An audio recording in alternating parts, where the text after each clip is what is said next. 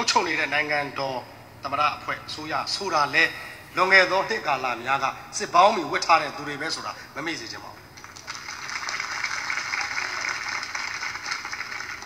စကားကိုကုံတော့အောင်ပြောရင်နိုင်ငံတော်သမ္မတကြီးဦးသိန်းစိန်ကပြောပြောင်းတယ်တို့သူရဥရွှေမန်းကတော့လည်းမာတယ်လို့ပဲတို့ကျွန်တော်နားကလောတယ်ဗျာ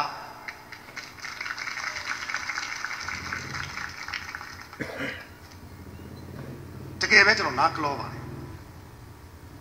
92ရာခိုင်နှုန်းတိုင်းပြည်လုံးကထောက်ခံတဲ့92ရာခိုင်နှုန်းနဲ့ဟောဒီဖွဲ့စည်းပုံအခြေခံဥပဒေကိုအတီးပြုတ်ခဲ့တာပါဆိုတဲ့စကားမျိုးကျွန်တော်နားကလက်မခံဘူး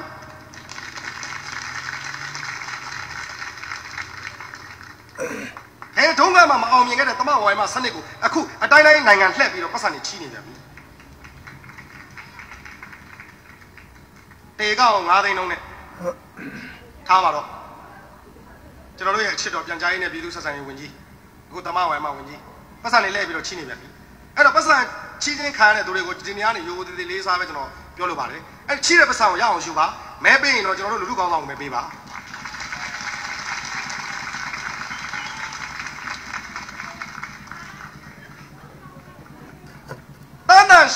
ရှင်းပြိုင်လို့ကျွန်တော်တို့ရှုံးတယ်ဆိုရင်10ကဘာ10သက်ရှုံးပါစေကျွန်တော်တို့ရင်ဆိုင်ပါမယ်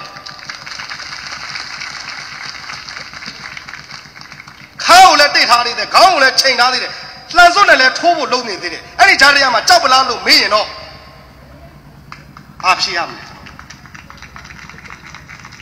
အဲ့ဒါလို့မေးလာခဲ့ရင်တောင်မှစရီးနဲ့ထွေကနေလှမ်းထွေးလို့ရပါသေးတယ်